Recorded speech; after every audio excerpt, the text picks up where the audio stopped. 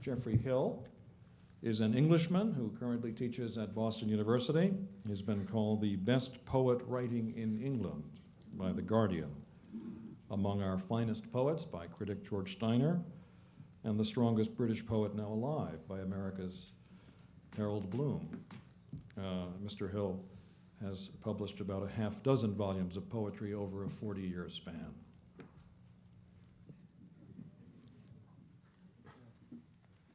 Existing side by side with the awareness of moments of grace is the awareness of the fleeting nature of each moment, the sense of living in a transient world, of just passing through. So we'll turn now to poems from a chapter called Wayfarers, and we'll begin with two poems by Geoffrey Hill. The first is from Scenes with Harlequins. Even now one is amazed by transience, how it outlasts us all. Motley of shadow dabbles the earth, the malachite bronze nymphs and sea gods, the pear trees' motionless wooden leaves. In this light-constrained spirit, be a lord of your age. Rejoice, let the strange legends begin. In a sonnet from Funeral Music, one of the damned remembers the brief term of his earthly days, and he addresses his former body as my little son. I must have a quiet word with you about that sometime. Very good. The little son is actually a little son. Okay. He's right. My little son, when you could command marvels without mercy, outstare the wearisome dragon of sleep, I rejoiced above all, a stranger well received in your kingdom.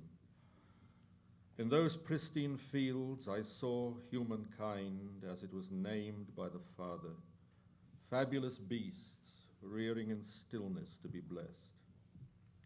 The world's real cries reached there, turbulence from remote storms, rumor of solitudes, a composed mystery, and so it ends. Some parch for what they were, others are made blind to all but one vision, their necessity to be reconciled. I believe in my abandonment, since it is what I have. One of the great modern saints was the eloquent and courageous German Protestant theologian Dietrich Bonhoeffer. Bonhoeffer lived and died by what he preached, which was a very costly discipleship of uncompromising political and social engagement. In 1943, the Nazis jailed him for his part in the resistance, and then 2 years later they executed him when documents linked him to an assassination plot against Hitler. Geoffrey Hill's Christmas Trees. I should explain that Christmas trees is the name that the Berliners gave to the flares dropped by the British Pathfinder bombers to guide the rest of the bombing fleet into the target. Bonhoeffer in his skylit cell, bleached by the flare's candescent fall, pacing out his own citadel, restores the broken themes of praise, encourages our borrowed days by logic of his sacrifice. Against wild reasons of the state, his words are quiet, but not too quiet. We hear too late, or not too late.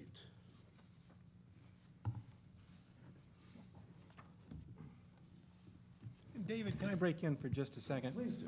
You folks back there in the back, there's some terrific seats up here in the front. Now, they say reserved on them, but I think they ain't gonna make it.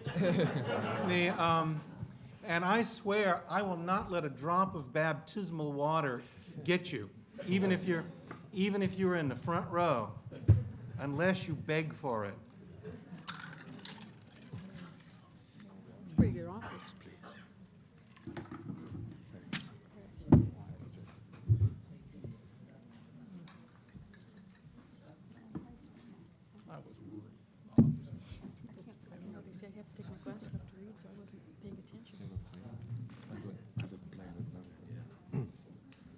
the last one back to back.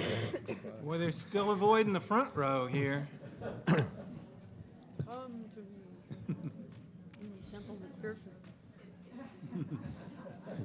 Come to me.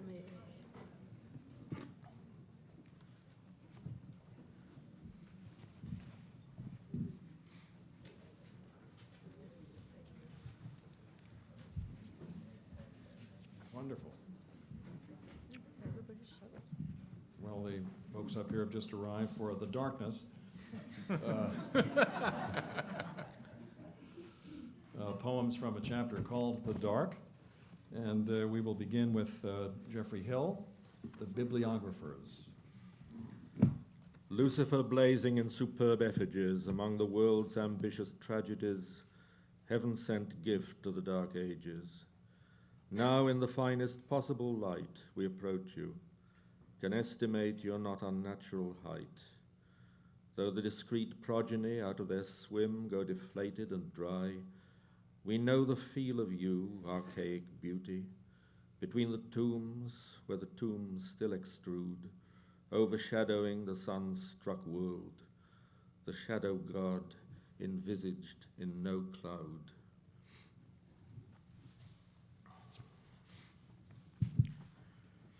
Another section from Funeral Music. They bespoke doomsday, and they meant it, by God, their curved metal rimming the low ridge. But few appearances are like this.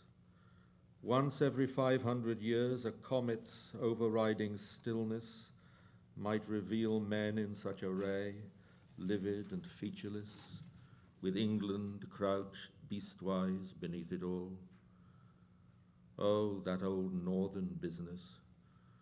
A field after battle utters its own sound, which is like nothing on earth, but is earth. Blindly the questing snail, vulnerable mole emerge. Blindly we lie down. Blindly among carnage, the most delicate souls tup in their marriage blood, gasping, Jesus.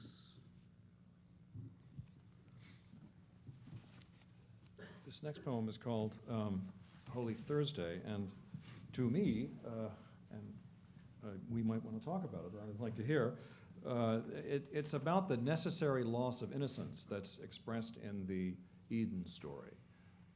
And Holy Thursday is the day in which Judas betrayed Christ. And Blake, of course. Yes. I wrote this when I was 20, and I was very much very much in awe of Blake then, as I still am. Naked he climbed to the wolf's lair. He beheld Eden without fear, finding no ambush offered there but sleep under the harboring fir. He said, they are decoyed by love, who, tarrying through the hollow grove, neglect the season's sad remove. Child and nurse walk hand in glove, as unaware of time's betrayal, weaving their innocence with guile. But they must cleave the fire's peril, and suffer innocence to fall. I have been touched with that fire, and have fronted the she-wolf's lair. Lo, she lies gentle and innocent of desire, who was my constant myth and terror.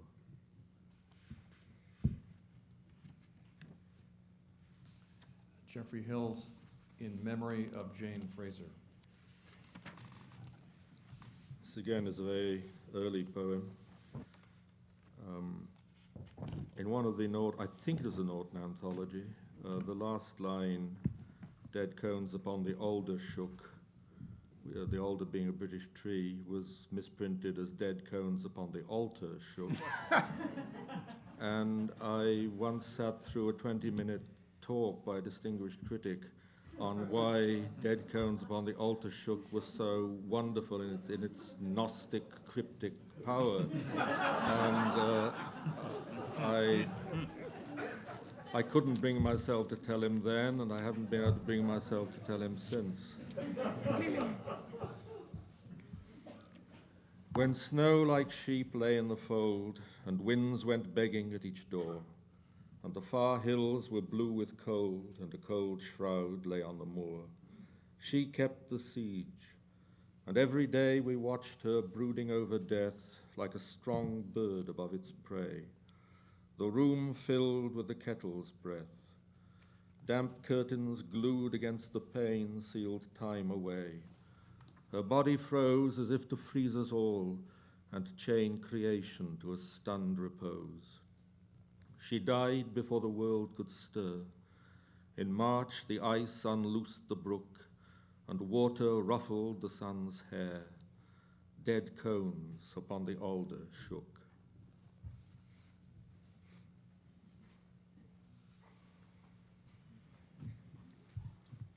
So as some of these poems illustrate, death, depending on your perspective, can be thought of as something other than the end of personal meaning, but finding meaning in injustice and in suffering and in the inequities of fate is an entirely different matter. Here is Geoffrey Hill's Of Commerce and Society.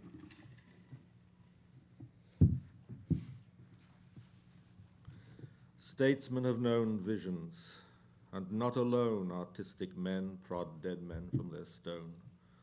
Some of us have heard the dead speak. The dead are my obsession this week, but may be lifted away. In summer, thunder may strike, or as a tremor of remote adjustment, pass on the far side from us, however deified and defied by those it does strike. Many have died. Auschwitz, its furnace chambers and lime pits half erased, is half dead. A fable unbelievable in fatted marble. There is at times some need to demonstrate Jehovah's touchy methods that create the connoisseur of blood, the smitten man. At times it seems not common to explain.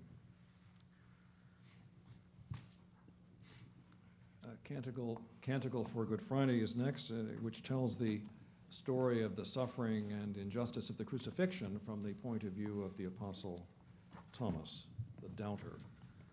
The cross staggered him. At the cliff top, Thomas, beneath its burden, stood while the dulled wood spat on the stones, each drop of deliberate blood. A clamping, cold-figured day, Thomas, not transfigured, stamped, crouched, watched, smelt vinegar and blood. He, as yet unsearched, unscratched, and suffered to remain at such near distance. A slight miracle might cleanse his brain of all attachments, claw roots of sense. In unaccountable darkness moved away, the strange flesh untouched, carrion sustenance of staunchest love, choicest defiance, creation's issue congealing, and one woman's.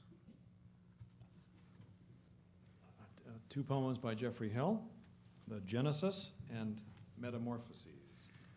I wonder if you'll allow me just to make a change. Certainly. Oh, by all. It's becoming clear to me that I'm afraid I won't be able to stay till the end of the reading. And I wonder if you would allow me, instead of reading the fifth section of Genesis, and I don't think it is quite itself without the rest. I wonder if you'd allow me to read the full sequence, and then I would treat this as my last By all means. contribution Sure, by all means. to the reading. I will stay and hear as much of my friends and colleagues as I can, but I think we'd better call this Okay. my last contribution as a reader. Against the burly air I strode, crying the miracles of God. And first I brought the sea to bear upon the dead weight of the land, and the waves flourished at my prayer, the rivers spawned their sand. And where the streams were salt and full, the tough pig-headed salmon strove, ramming the ebb in the tide's pull to reach the steady hills above. The second day I stood and saw the osprey plunge with triggered claw, feathering blood along the shore to lay the living sinew bare. And the third day I cried, beware the soft-voiced owl, the ferret's smile, the hawk's deliberate stoop in air, cold eyes and bodies hooped in steel, forever bent upon the kill. And I renounced on the fourth day this fierce and unregenerate clay, building as a huge myth for man the watery leviathan, and made the long-winged albatross scour the ashes of the sea, where Capricorn and Zero cross, a brooding immortality such as the charmed phoenix has in the unwithering tree. The phoenix burns as cold as frost, and like a legendary ghost, the phantom bird goes wild and lost upon a pointless ocean tossed. So the fifth day I turned again to flesh and blood and the blood's pain.